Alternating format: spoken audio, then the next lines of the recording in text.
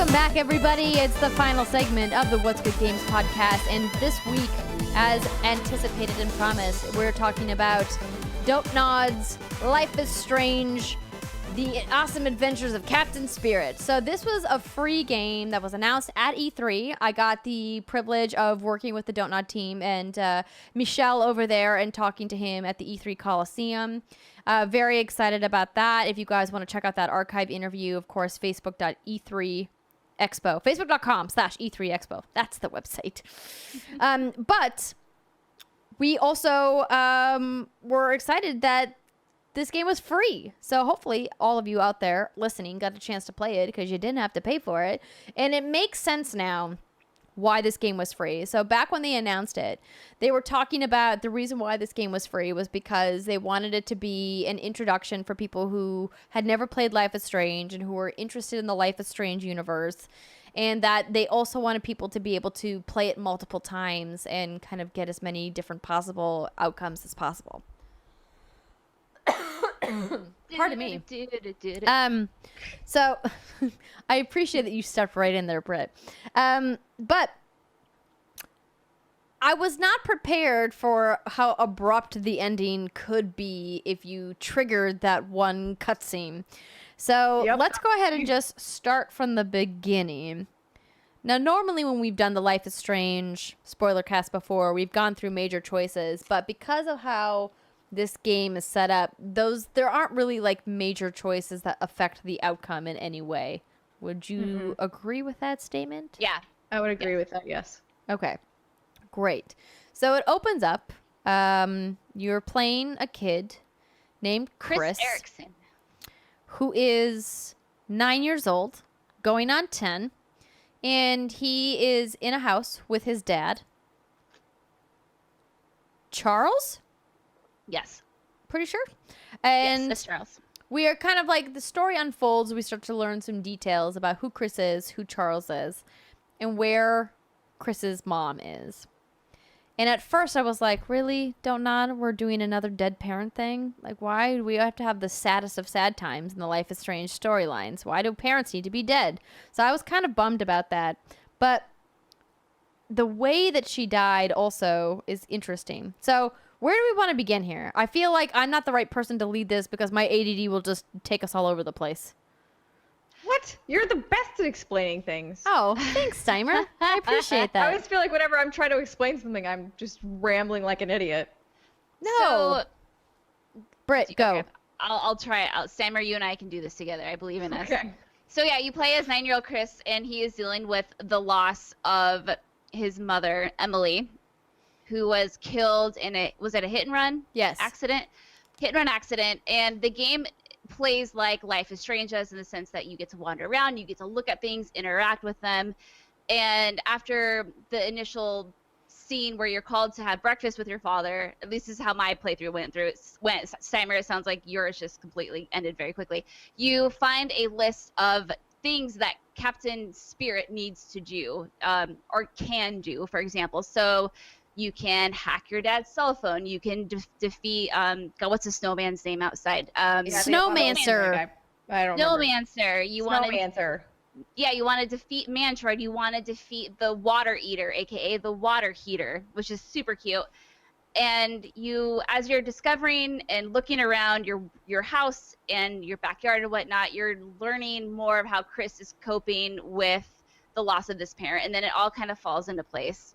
At least that's how mine went. Steimer, I'm very curious to know, how the hell did you trigger the ending so quickly? Well, it wasn't quick. It was it was just that I managed to not get anything done, and I was really frustrated because as an adventure game player, I look at everything, I go through everything, I pick up everything I can, and I felt like I was like, I was just very perplexed because I was going around and I would find things like, so you can one of the things you can do is like build your costume as Captain Spirit. So I found all the things to build the costume and then couldn't figure out how to actually do that. Like it would be like, yeah, that would be great for armor. I'm like, cool, pick it up. Like take it with, or what do we, and it would just lay there and there would be no option for me to do anything else with it. So I was like, okay. That's weird. So, like there were like the button did prompt didn't trigger or something? What?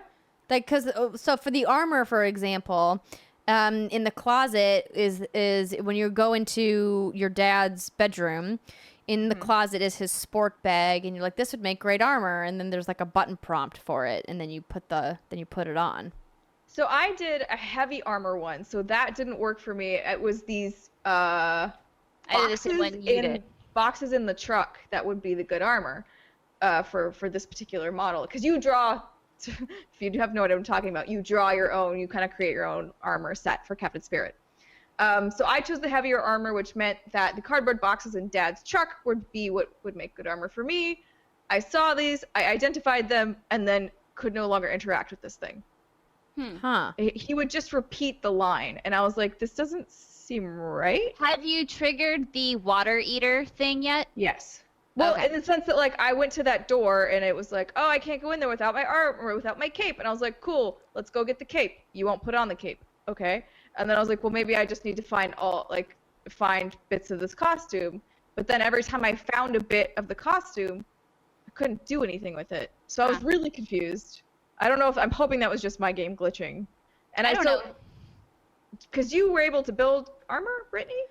Yeah, I was able to do all the things I needed to do. Now, granted, I played this like 2.5 weeks ago, so my memory is a little rusty. But I didn't have any issue building my shit. Yeah, I was able to put all of the armor on too. I went for mask and light armor, and so for me, I had to go pick the makeup, the Halloween makeup out of the bathroom, and drew the mask on and put the cape on in the bedroom, and then I went out to the garage.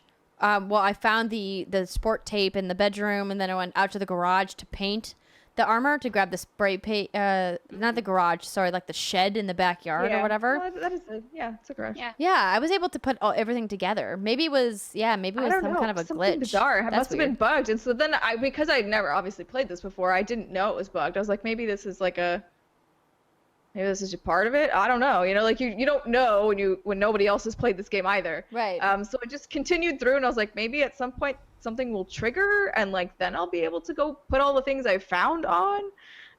So I didn't get to do I found so much stuff and just couldn't get to interact with any of it because I could never put the armor on. Therefore, I couldn't fight any of the things. Oh yeah, you wouldn't probably be able to do any of the fights without the armor. I did literally nothing in this game because I was so confused by that. Why didn't you?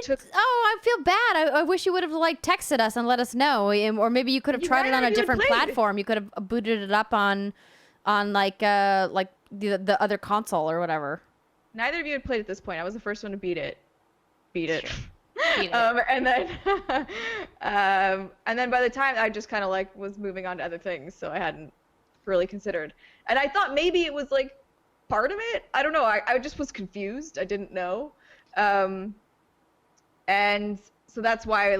And I never figured out the phone password, which if we want to move into the Dear WGG. Oh, yeah. Oh, yeah. So Britt, I don't know. Do you want to read that question? Yeah, I was just looking up heavy armor stuff to see if other people were. It says to create the heavy armor for Captain Spirit, you'll need the beer box cardboard strewn in the back of your dad's truck. You won't need the car key to get it, so if you haven't found that, don't worry. So maybe it was. Car key. Yeah, maybe it was. Did you find the paint? Yep. I don't know. That's strange. It was very strange. I'm thinking my game just bugged, and I didn't know that it had bugged, and so I was confused. All right. This Dear WGG, letsgoodgames.com/Dear WGG from Katie. Question for the Captain Spirit Spoilercast. Did anyone else have the worst time figuring out the phone unlock code? I spent half an hour trying every permutation. Thank you. Permutation of the important dates and times, and my engineer father happened to walk in, and he got in on trying to figure out all possible combinations. I eventually had to look it up online and then felt cheated that it was just hot dog, especially since the in-game phone didn't have letters on it to even hint that that was an alphanumeric code. Anyone else find this really obscure, or maybe I was just thinking too complicated, too much Nancy Drew as a kid? Yeah, that's I also never figured that out. No, I had to look it up. I literally Googled it because I was like, I tried. I went back to the locker in the shed and wrote down all of the possible dates. Never once did I think of an alphanumeric because there's no letters on the keys. So I just assumed it was going to be a number that was just a number, that it wasn't a word as a number. So I was like, this seems super obscure, and I just am very proud of the people who figured it out on their own. But I was like, I got I don't know mad. how I was he like, this is did. dumb. This is a bad puzzle. It was definitely, especially since none of the other puzzles were anywhere near as complicated as this, especially since it was one of the, I don't know if you don't have to call it a requirement, but one of the tasks Captain Spirit was, presented to do is to hack his dad's phone. And I was like, what? I never ever would have gotten that in a million years. So no, Nope. Katie, you are not alone. And so the whole point of this entire little gameplay session is that your dad promised to go get you a freaking Christmas tree. He's like, let's go. And Chris is like, Dad, let's go get a Christmas tree. And his dad's like, okay, I'm just gonna watch the basketball game and bring this bottle of whiskey over with me to the basketball game, and I will go with you after, and we'll get a Christmas tree. It'll be great. And it's like, okay, you see where that story's going. So I did all of because I had a feeling as soon as I tried to wake my dad up or talk to him before completing my tasks, that it would kind of usher me to the end of the game. So I did complete all of them. I know, Stemmer, you obviously did it. Well, I did it, and then I thought, so because again, I was confused, I didn't know what was going on. I was like, maybe I have to talk to him, and then it will let me do the thing. But instead, then the game ended, and I was like, oh shit. So, okay, so how did the game, I'm wondering, was your ending, what happened? He woke up, and he got mad, and I don't even, this is also a while now. Okay, so did he get mad? Did he trip and fall? And then did your neighbor come to the door? Yes. Okay, and then you ran to your treehouse. Yes. And then you were saved. And then I levitated. Okay, so it sounds like it was the same ending as someone who did all of the things. Yeah, I don't think that impacted it whatsoever. I think the idea is just more to build your attachment to this kid and this character. Right. Before getting to that point, which I just unfortunately didn't get to do, which is fine. That's a bummer. You should go back and play it on a different platform. Try it on here's actually, as I was talking, I remember what it may have been. So we were given early access codes, even though this game is free. I think that may have been what the issue was, because I played it before it was out. So I'm wondering if by playing through an early access thing, it messed it up. Maybe. Did you both play after? Yes. Yeah. Okay. Maybe that I should go back and see now if I play it again, if it's different. Yeah. So this game is a prequel to Life is Strange 2. Mm-hmm. And it has been said that, here's a quote here from, I'm gonna butcher your name, Raoul Barbet, one of you. Sorry. He says it's hiding many secrets and even some links to the brand new story and characters of Life is Strange 2, and that your decisions will carry over. Now, what those decisions are, I imagine, are when you talking to your neighbor woman and you tell her oh, my dad's drunk and he fell over, and she's like, well, I'm gonna come by later with my husband or whatever and check on you. Yeah. That's my assumption with that. I was gonna say, I think that might be the only major choice. Andrea, did you shoo her away, or did she insist on coming back later? The nosy neighbor. I didn't shoo her away. I kind of was like, oh, everything's fine, but I didn't dissuade her enough. And then my dad got really mad at me and was like, you could have told her to go away and you didn't. What the fuck? Why you? And I'm just like, you're drunk and mean and I don't like you. Yeah. It's it's hard because it's very clear that Charles is going through a really tough time. The sudden loss of a loved one is tragic and sad and terrible, and grief is a really nasty thing. And a lot of people turn to drugs and alcohol in times of great sorrow. And so I think his story is really real. And, Don't Nod and Deck 9, who have both worked on the Life is Strange games, have done a really great job of really tackling some really tough subject matter.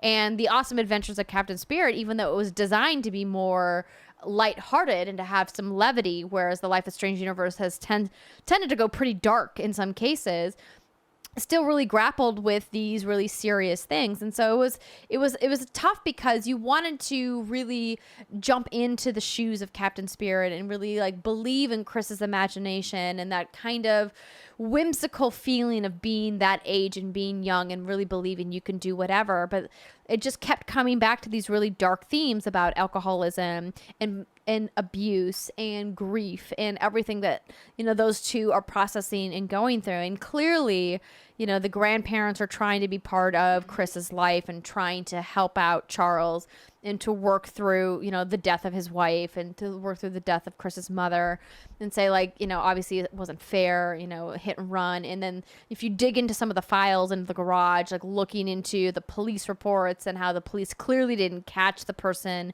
who murdered her and that this person kind of is still at large, and him being really upset with the police department and like rightly so. Like I would be pissed if someone I loved and cared about was, you know, senselessly murdered and the police didn't catch the person who did it. Like that would be horrifying. It would haunt you forever. And it's like a lot to wrestle with in a really short amount of time. Like they really like packed in quite a bit there, and it's setting up what's going to happen in Life is Strange in an interesting way, because Don't Nod hasn't come out right and said that Chris is going to be the protagonist of Life is Strange 2. You know, we saw a little bit of a teaser trailer that they put out, and obviously with the first episode going live, I believe it's September, we're going to find out more about it sooner than later. It'll be interesting to see how they're going to tie in what's happened here with the upcoming season. But obviously they're bringing back the supernatural, as Steimer mentioned, the levitation moment. It actually took me, I had to go back and watch that scene a couple of times for it to click to me that, oh, that's his actual power, because so much of this episode is set in Chris's imagination. I didn't know, like, is this him imagining that he's floating? Is he actually floating? And it appears that it's implied that this is his power, that he has some kind of telekinesis or something. Now, see, well, let me tell you, as someone who didn't get any of those imagination bits, I was not confused whatsoever. I was like, this dude's levitating, and that's fucking weird.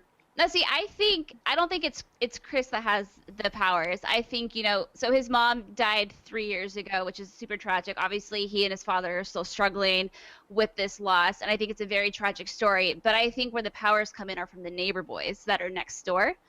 Because if you look, he starts climbing up the treehouse, whatever the fuck it's called, and he starts falling, and he levitates, and then he turns around, and then two of those neighbor boys are right there. It just happened to be there, and they kind of give him like a cute sheepish wave with a smile on their face. So do you think that they like saved him? I think they might. Yeah, that's smashed on the ground. I think they saved him, and I think Chris will play a role in Life is Strange 2. In fact, I mean, that's been confirmed that he will. It says that. Yeah, you're right. So I think he's just going to be more of a story element, but the boys who have the power are the ones that we see at the very end of that trailer. That's an interesting theory. Yeah. Well, I believe that there was something revealed because people dug into the code. Ooh. Of this hackers of the game. Let me look it up here. The data mine, yes, posted to the Life is Strange subreddit, offers several hints as to who you'll play.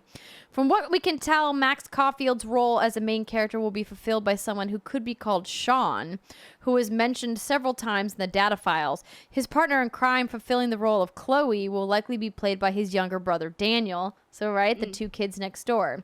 The characters' surnames might be Diaz, although this is less easy to determine. Sean and Daniel, whose names have not been confirmed by Don't Nod, seem to be the two boys who appear in the final cutscene of The Awesome Adventures of Captain Spirit. In the final moments of the game, the protagonist Chris turns to see the two boys waving to him from the neighbor's garden. So, yeah, considering that I guess that makes a lot of sense, because they're not shocked to see someone levitating. Exactly. And if that were Chris being like, powers are activating, then they would be like, what the fuck? Right? He would be like, activating. Yeah.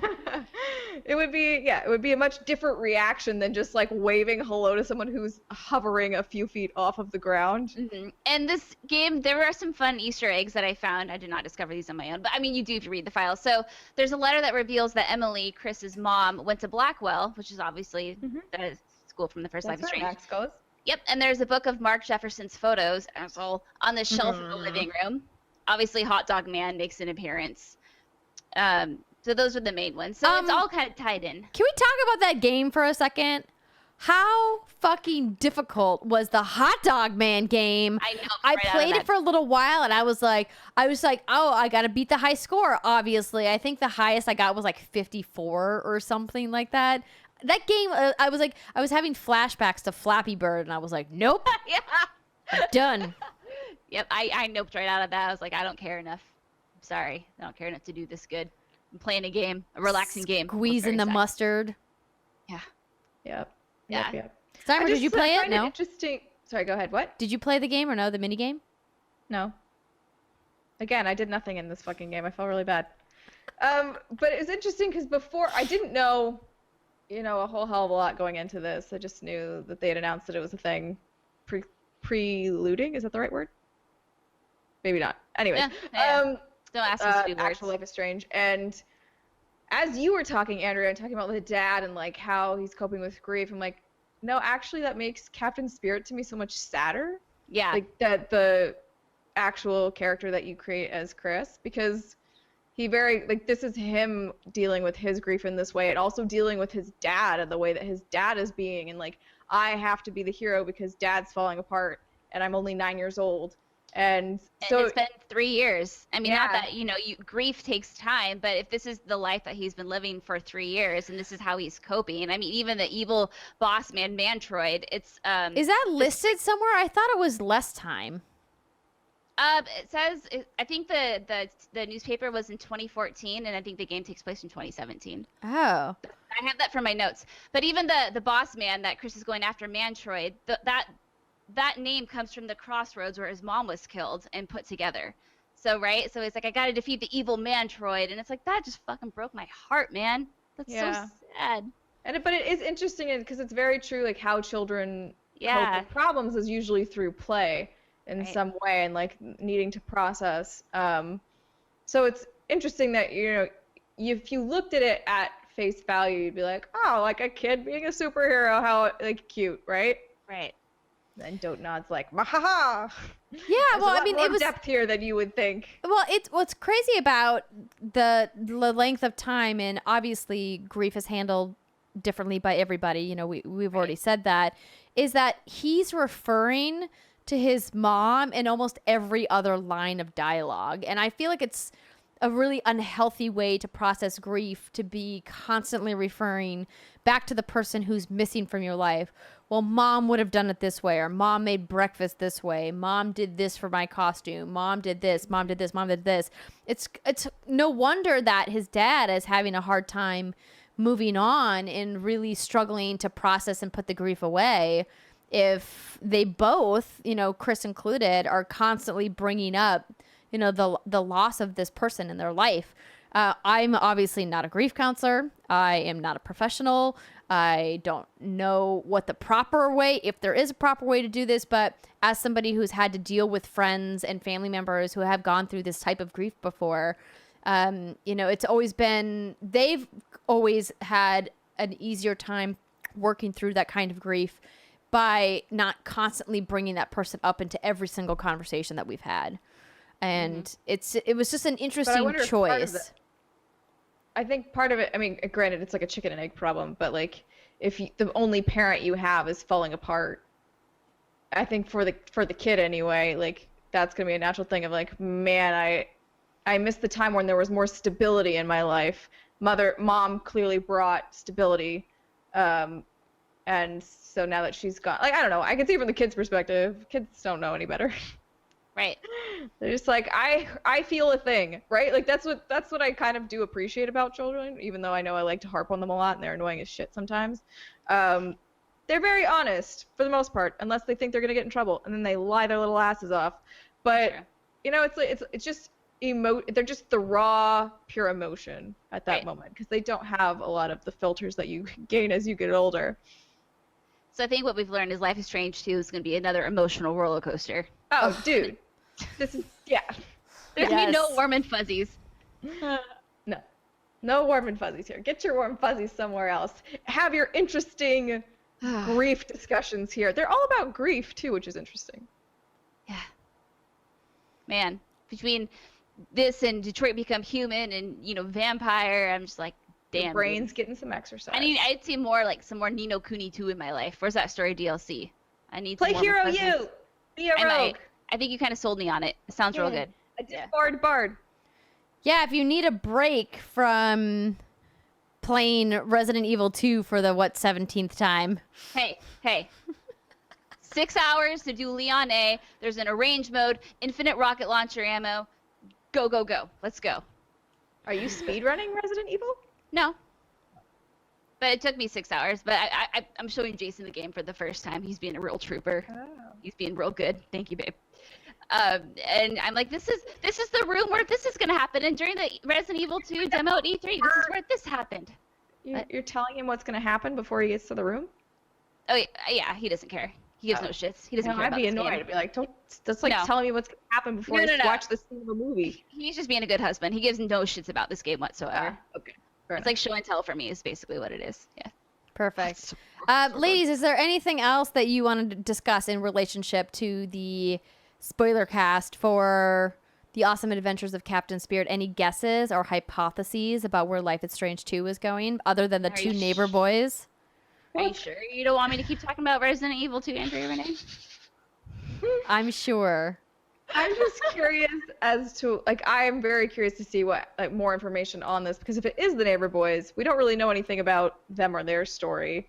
So, like, maybe this isn't a story of grief, right? Like, maybe this is some other type that we don't even know yet. Maybe it was a red herring the whole time. I think those are the neighbor boys of the nice lady who comes in and checks on you. I Mrs. don't know Reynolds? Sorry, what? Mrs. Reynolds? Yeah, I that's don't her name. think so. I don't. She Maybe they're seemed- grandkids. Yeah, she Perhaps. seemed older. And she was like, I was going for a walk and walked by her house. I think the neighbors are different, but maybe I'm wrong. It's been. They could be. I mean, I'm just thinking, like, maybe they're her grandkids. There's only one neighbor alluded, and if you look on your sheet of paper of the people you can call, the only neighbor is the Reynolds. Oh, but- really? Yeah. I'm pretty sure about that because I remember I tried calling the pizza person. There's the neighbor, and then there may have been another person that you could call. Yeah, I didn't call anybody. Did I you tried call? calling everyone. No one answered my damn phone call. The pizza place didn't answer? No, they were closed or some bullshit like that. I don't know. That's bullshit. Yeah. Yeah, I mean, I don't know. Obviously, I think it's the neighbor boys that have, like, this power, and maybe, they're like, hey, we're going to use this for good, obviously, because we're going to help you from falling and dying, but then some shit's going to happen. The world's going to be destroyed by another storm, and Max Caulfield will walk through the ashes and be like, I am back. Just walks through. Yeah. Also, really cute Easter egg in Vampire. There's Caulfield books and other trinkets or something is what it's about. Oh, really? That's cool. Yeah, it's cute. I like Anyway. that when developers cross over their games into that's other cute. games. That's cute. All right. Well, we definitely look forward to seeing more. If you guys are listening to this conversation or going, oh my gosh, you missed this thing, please let us know. We have our awesome Facebook page, facebook.com/whatsgoodgames. You could reach out to us on. You can find us on Twitter at whatsgood_games. Of course, we've got the awesome What's Good Games fan page on Facebook as well. And yeah, just let us know. Leave a comment on this video at youtube.com/whatsgoodgames or on our Patreon page. Patreon.com/whatsgoodgames. And don't forget, at the very top of the show, I mentioned that this episode is brought to you by the What's Good Games merch store. teespring.com/stores/whatsgoodgames. All of these amazing apps, or excuse me, these websites that I just listed off are in the show notes. So if you're listening to this on a podcast, just tap that information button in whatever podcast app you're listening in, or hit the About section in the YouTube video, and you can check out all of these things. We listed them up there. Handy dandy for you, so you don't have to write them down or remember them, because you're probably driving, or maybe you're out jogging, or maybe you're sitting at your desk at work. Who knows? But we try to make life convenient for you, is what I'm Subscribe trying for to our say. podcast, please. Just hit Yeah. that little button. We'd appreciate it. Moves up in the charts. Thanks. Yeah, we're just slowly trying to climb our way above every other video game podcast out there. Yeah. Except the problem is they lump Critical Role in with that, and Critical Role ain't going anywhere. Well, really, Car Talk is the demon here. Games and hobbies is a giant umbrella of a category. Thank you, iTunes. And that There's, Car like, one Talk working is in hanging there. on to that #1 spot for every inch of its life. But we did beat them when we launched, which is nice. Hell yeah, we did. Yeah. Eat that, car talk. All right. As I mentioned, don't forget, if you missed at the top of the show, I'm doing lots of cool stuff at Comic-Con. We'll be listing that out. And we'll be back next week. If you guys want to contribute to the show, you can write in your questions. We have a Dear WGG tier on Patreon, which is pretty fun. And we'll be talking about some more video games. Hopefully some cool news will happen. I have a feeling that Fortnite news is going to happen because, man, they are just in the news every single week. They're like another PUBG. week More about things. Fortnite. Another week about Fortnite, really? I really appreciate the shit that they do. I like that they. Here's what I like. I like that they're like, we are making all this money. Let's do some crazy shit with it instead of just sitting on their piles of money. Absolutely. Yeah, Yeah. it's awesome. Yeah. Feed the fandom. Do it, Epic. Congrats. Your game is successful. Okay, that's going to be it for us. Have a fantastic weekend, everybody. Enjoy your summer weekend, and we will see you next week.